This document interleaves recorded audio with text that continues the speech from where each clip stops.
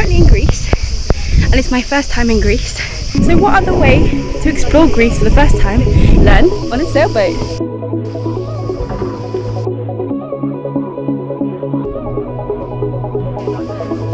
It's cute. We can let the boat do it.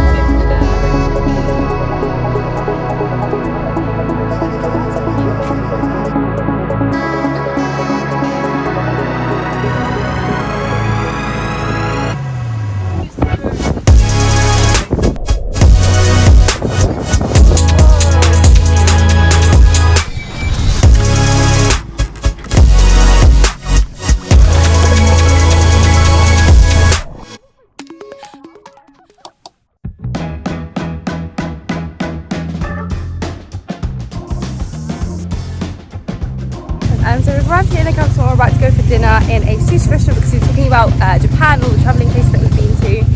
So it's not very Greek, but it is what it is. It's really, really hot, so we're just after something light.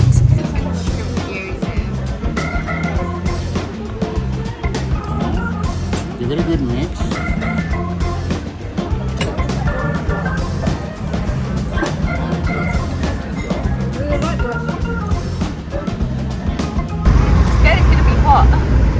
It's quite hot. That's it. One thing that I like to do on my travels is to collect postcards, and I hadn't seen any like nice ones because they've got to be nice, they can't be tacky. And I found this lovely postcard of Assos, which is where we came in and we saw the dolphins around here as well. So it's a really nice memory for me to look back on. Oh, turtle! Oh, right there, oh. Leaving Argostoli, we have to go around the bottom of Kefalonia to slowly make our way to Nidri over the next 2 days, where our boat lives back in Lefkas. To make time, our next stop is at Poros, a small town with just over 1,000 inhabitants, 7 hours away, leaving us plenty of time to play Scrabble and, well, have a nap.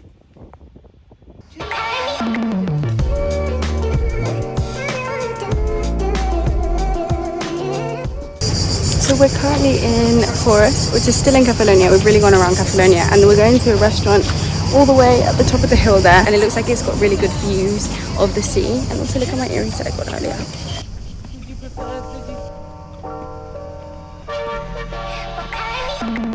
Apparently, if you walk uphill backwards, does it tone everything? Tones all your butt, legs. Oh, you got to walk all the way up there.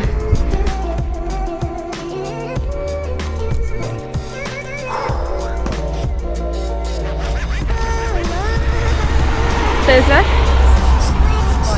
Up we go. Wow.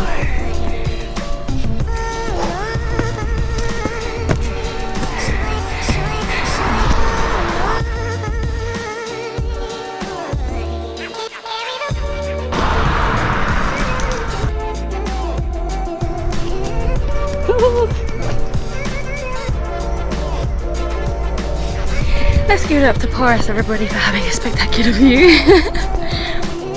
Whoa.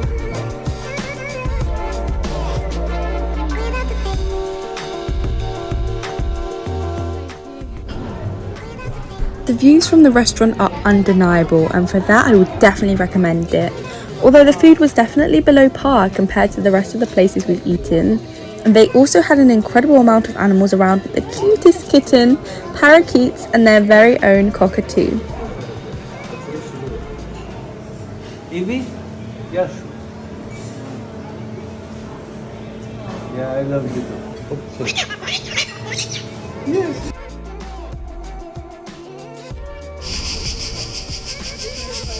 The town in Poros is actually separated from the harbour, so this morning we decided to explore the town some.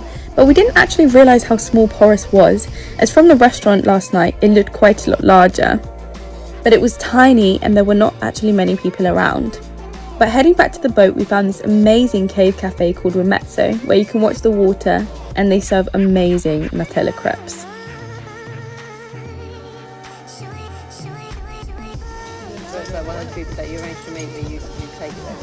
I really enjoyed Poros because I loved the atmosphere with us being surrounded by the forest, although I think I was actually the only one of the group who enjoyed it compared to the other towns we had visited. But with one day left to make it back to Nidri, we have to keep moving. And our next stop is Kioni on the island of Ithaca.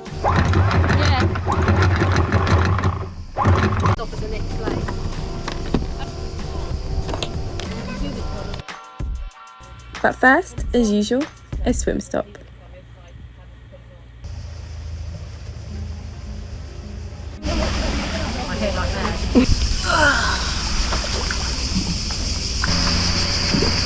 Oh, you can see the fish already straight away. Really? Yeah.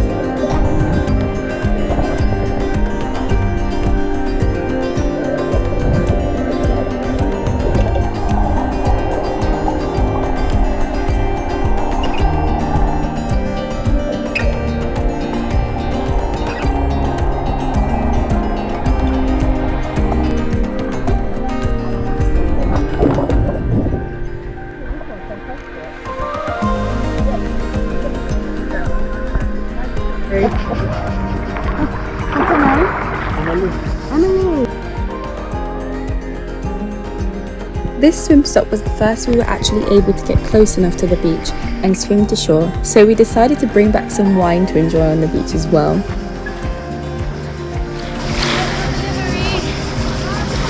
Uber delivery. Uber. Amy delivery. Kirsty delivery. Nice. The wine has arrived. Yeah. Okay. Add flavour.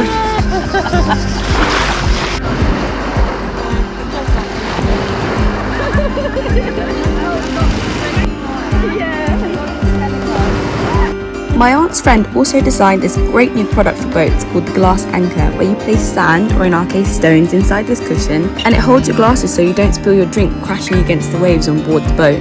It was also really handy for us to use on the beach so we could sit back and relax.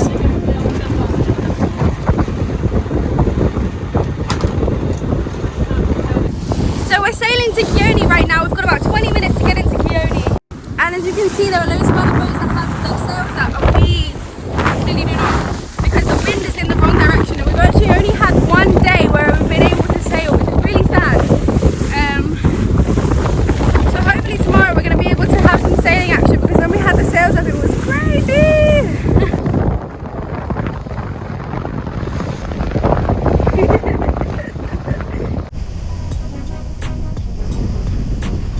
To get that Now? Yeah. Ready?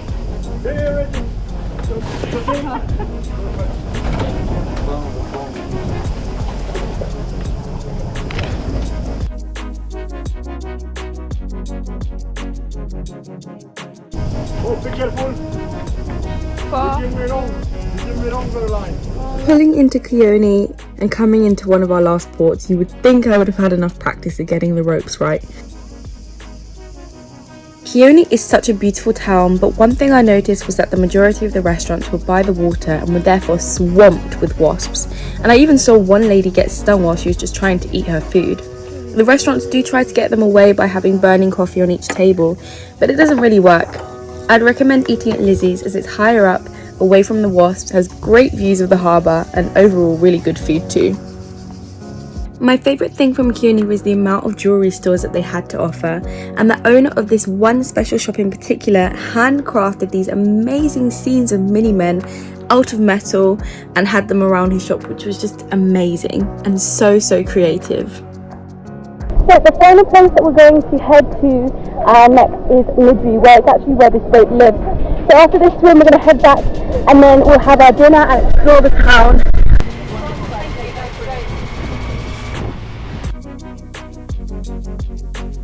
On the way back, the wind wasn't quite there, but we decided to practice getting the sails up just for one last time. You always have 3 safety turns.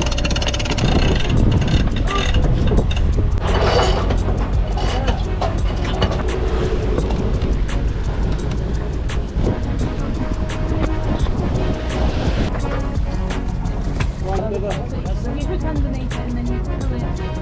Yeah, you grab it. So it's going. We are now in Nidri, this beautiful town. We finished up on the boat, cleaned it, mopped it, scrubbed it. It's sparkling clean. And now we're heading to the local hotel for a shower. And that concludes really the end of our trip. So we're now heading away from the boat and back home. Thank you guys for joining me on my first sailing adventure, and I'll see you in the next video.